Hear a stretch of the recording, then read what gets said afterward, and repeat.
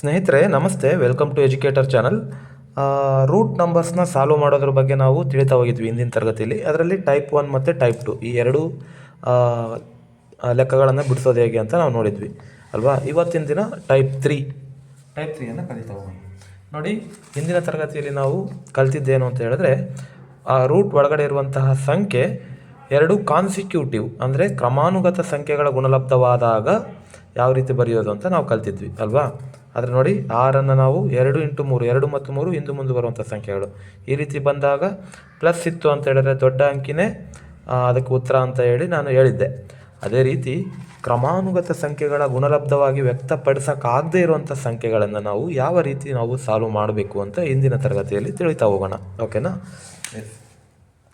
ಈ ಚಾನಲ್ಗೆ ಅಥವಾ ಈ ವಿಡಿಯೋನ ಮೊದಲನೇದಾಗಿ ನೋಡ್ತಿದ್ದೀರಾ ಅಂದರೆ ಹಿಂದಿನ ವಿಡಿಯೋನ ನೋಡಿ ಈ ವಿಡಿಯೋನ ನೋಡಿದರೆ ನಿಮಗೆ ಈಸಿಯಾಗಿ ಅರ್ಥ ಆಗುತ್ತೆ. ಇದೇ ರೀತಿ ನಮ್ಮ ಚಾನಲ್ಗೆ ಸಪೋರ್ಟ್ ಮಾಡಿ ಮತ್ತು ಸಬ್ಸ್ಕ್ರೈಬ್ ಆಗಿ ಬೆಲ್ಲೈಕನ್ನ ಪ್ರೆಸ್ ಮಾಡಿ ಮತ್ತು ಲೈಕ್ ಮಾಡಿ. ಓಕೆನಾ.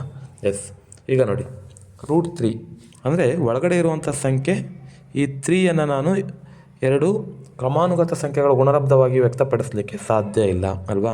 ನೋಡಿ, 3 × 1 = 3 ಅಂತ ಬರಿಬೋದು. 3 ಮತ್ತು 1 ಅಕ್ಕಪಕ್ಕದ ಸಂಖ್ಯೆಗಳಲ್ಲ ಆ್ಯಕ್ಚುಲಿ ಅಲ್ವಾ. 1, 2, 3 ನೋಡಿ, ಅಕ್ಕಪಕ್ಕದ ಸಂಖ್ಯೆ. 1 ಮತ್ತು 2 ಕಾನ್ಸಿಕ್ಯೂಟಿವ್ ಕ್ರಮಾನುಗತ ಸಂಖ್ಯೆಗಳಾಗ್ತವೆ. 2 ಮತ್ತು 3 ಕ್ರಮಾನುಗತ ಸಂಖ್ಯೆ. ಆದರೆ ಇಲ್ಲಿರೋದು 3 ಮತ್ತು 1. 3 ಮತ್ತು 1 ಕ್ರಮಾನುಗತ ಇಲ್ಲ, ಮಧ್ಯದಲ್ಲಿ 2 ಇದೆ. ಹಾಗಾದರೆ ಇಂತಹ ಸಂಖ್ಯೆಗಳು ಕೊಟ್ಟಾಗ ಯಾವ ರೀತಿ ನಾವು ಈ ಲೆಕ್ಕಗಳನ್ನು ಸಾಲ್ವ್ ಮಾಡೋದು ಅಂತ ತಿಳಿತಾ ಹೋಗೋಣ. ಈ ರೀತಿ ಕ್ರಮಾನುಗತ ಸಂಖ್ಯೆಗಳ ಗುಣಲಬ್ಧವಾಗಿ ವ್ಯಕ್ತಪಡಿಸಲಿಕ್ಕಾಗದೇ ಇರುವಂಥ ಸಂಖ್ಯೆ ಕೊಟ್ಟಾಗ ನಾವೇನು ಮಾಡಬೇಕು ಅಂತ ಹೇಳಿದ್ರೆ, ಒಂದು ಸೂತ್ರ ಇದೆ. √4n + 1 + 1/2 ಈ ಸೂತ್ರ ಇದೆ. ಈ ಸೂತ್ರವನ್ನು ನಾವು ಅಪ್ಲೈ ಮಾಡಿದ್ರೆ ಈಸಿಯಾಗಿ ನಮಗೆ ಆನ್ಸರ್ ಬರುತ್ತೆ. ಹೇಗೆ?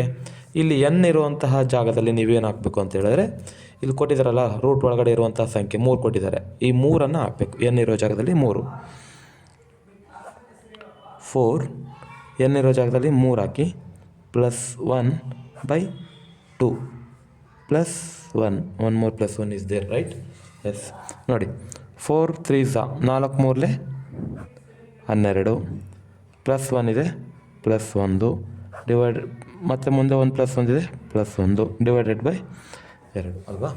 ಎಸ್, ನೋಡಿ, ರೂಟ್ 12 + 1 13 /2 +1 ಅಲ್ವಾ. ಇಷ್ಟಿದೆ. ರೂಟ್ 13/2 +1 ಬಂತು. ಹಾಗಾದರೆ ಈ ಪ್ರಶ್ನೆಗೆ ಉತ್ತರ ಏನು ಅಂತ ಹೇಳಿದ್ರೆ, √13 + 1 /2 √13 + 1 /2 ಈ ಒಂದು ಪ್ರಶ್ನೆಗೆ ಉತ್ತರ ಆಗಿರುತ್ತೆ. ಅಲ್ಲಿ ಆಪ್ಷನ್ ಕೊಟ್ಟಿರ್ತಾರೆ ABCD ಅಂತ. ಆ ABCD ಆಪ್ಷನಲ್ಲಿ ಈ ಥರದ್ದೊಂದು ಆನ್ಸರ್ ಇದ್ದೇ ಇರುತ್ತೆ. ಆ ಆನ್ಸರ್ಗೆ ನೀವು ಟಿಕ್ ಹಾಕಬೇಕಾಗಿರುತ್ತೆ. ಅರ್ಥ ಆಗಿದೆ ಅಂತ ಅಂದ್ಕೊಂಡಿದ್ದೀನಿ. ಅದೇ ರೀತಿ 1 more question is there, right. ಈ ಕ್ವಶನ್ಗೂ ಆನ್ಸರ್ ಮಾಡ್ತಾ ಹೋಗೋಣ. ಇದು ನೋಡಿ, 5ಅನ್ನು ಕೂಡ ನಾವು ಕ್ರಮಾನುಗತ ಸಂಖ್ಯೆಗಳ ಗುಣಲಬ್ಧವಾಗಿ ವ್ಯಕ್ತಪಡಿಸಲಿಕ್ಕೆ ಸಾಧ್ಯ ಇಲ್ಲ ಅಲ್ವಾ. ಎಸ್, ನೋಡಿ, 5ಅನ್ನು ನಾವು 5 × 1 ಅಥವಾ 1 × 5 ಬರಿಬೋದು. 5 ಮತ್ತು 1 ಅಕ್ಕಪಕ್ಕದ ಸಂಖ್ಯೆಗಳಲ್ಲ. ನೋಡಿ, 2 3 4 5 ಇವು ಅಕ್ಕಪಕ್ಕದ ಸಂಖ್ಯೆಗಳಲ್ಲ. 1 ಇಲ್ಲಿದೆ, 5 ಇಲ್ಲಿದೆ. ಅಕ್ಕಪಕ್ಕದ ಸಂಖ್ಯೆ ಅಲ್ಲ, ಕ್ರಮಾನುಗತ ಸಂಖ್ಯೆಗಳಲ್ಲ. ನಾನು ಆಗಲೇ ಹೇಳಿದ್ದೀನಿ, ಈ ರೀತಿ ಕೊಟ್ಟಾಗ ಈಗ ಕ್ರಮಾನುಗತ ಸಂಖ್ಯೆಗಳ ಗುಣಲಬ್ಧವಾಗಿ ವ್ಯಕ್ತಪಡಿಸ್ಲಿಕ್ಕೆ ಆಗಲ್ಲ ಈ ಸಂಖ್ಯೆನ. ಅಂತಹ ಸಂದರ್ಭದಲ್ಲಿ ಈ ಸೂತ್ರವನ್ನು ಬಳಸ್ಕೋಬೇಕು ಅಂತ ಅಲ್ವಾ. ಎಸ್, √4n + 1 + 1 /2 ಅಲ್ವಾ. ಎಸ್, ಈಗ ನೋಡಿ, ರೂಟ್ 4 n ಜಾಗದಲ್ಲಿ ನಾವೇನು ಹಾಕ್ಕೋಬೇಕು? ರೂಟ್ ಒಳಗಡೆ ಇರುವಂಥ ಸಂಖ್ಯೆನ ಹಾಕ್ಕೋಬೇಕು. ರೂಟ್ ಒಳಗಡೆ 5 ಇದೆ, ಹಾಗಾಗಿ n ಜಾಗದಲ್ಲಿ 5ಅನ್ನು ಹಾಕ್ಕೊಂಡೆ. +1 /2 this one +1, right. Next, root 4 × 5 = 20 +1 /2 again ನೋಡಿ. Next, root 20 + 1 21 +1 /2. ಸೊ ಈ ಒಂದು ಪ್ರಶ್ನೆಗೆ ಉತ್ತರ ಏನು ಅಂತ ಹೇಳಿದ್ರೆ, √21 + 1 /2 ಈ ಒಂದು ಪ್ರಶ್ನೆಗೆ ಉತ್ತರ ಇದು. ಇದನ್ನು ಕೊಟ್ಟಿರ್ತಾರೆ ಆಪ್ಷನಲ್ಲಿ, ABCD ಆಪ್ಷನಲ್ಲಿ ಯಾವುದಾದ್ರೂ ಒಂದು ಆಪ್ಷನಲ್ಲಿ ಕೊಟ್ಟಿರ್ತಾರೆ. ಹಾಗಾದರೆ ಇನ್ನೊಂದು ರೀತಿಯ ಲೆಕ್ಕವನ್ನು ನೋಡ್ತಾ ಹೋಗೋಣ. ಯಾವ ಥರ ಲೆಕ್ಕ ಅಂತ ಹೇಳಿದ್ರೆ, ಇಲ್ಲಿ ನೋಡಿ, ಮಧ್ಯದಲ್ಲಿ ಪ್ಲಸ್ ಬಂದಿದೆ ಇಲ್ಲಿ ಅಲ್ವಾ. ಮಧ್ಯದಲ್ಲಿ ಎಲ್ಲ ಕಡೆ ಕೂಡ ಪ್ಲಸ್ ಬರ್ತಾ ಹೋಗಿದೆ. ಇಲ್ಲಿ ನೋಡಿ, ಇಲ್ಲಿ ಕೂಡ ಅಷ್ಟೇ ಪ್ಲಸ್ ಬರ್ತಾ ಹೋಗಿದೆ. ಹಾಗಾದರೆ ಮೈನಸ್ ಬಂದರೆ ಯಾವ ರೀತಿ ಮಾಡೋದು, ಮೈನಸ್ ಬಂದಾಗ ಯಾವ ರೀತಿ ಮಾಡೋದು ಅಂತ ತಿಳಿತಾ ಹೋಗೋಣ. ಎಸ್, ನೋಡಿ,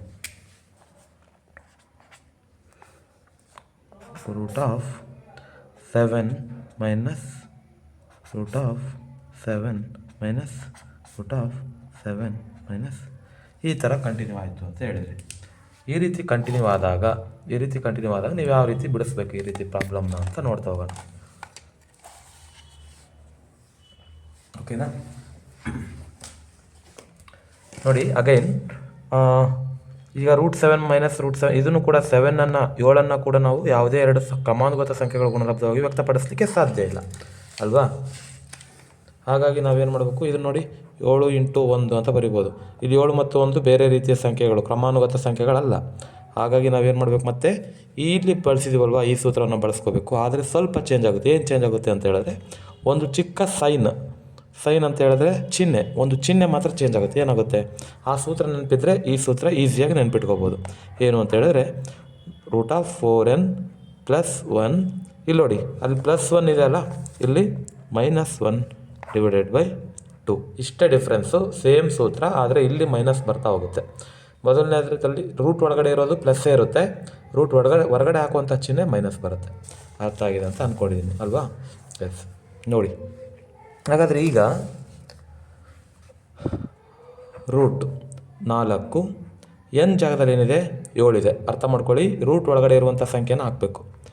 7 + 1 -1 / 2. ಇದು ಸಿಂಪ್ಲಿಫಿಕೇಷನ್ ಈಸಿ ಅಂತ ಅಂದ್ಕೊಂಡಿದ್ದೀನಿ ಅಲ್ವಾ. 4 × 7 = 28, ರೂಟ್ ಆಫ್ 28 + 1 / 2 -1.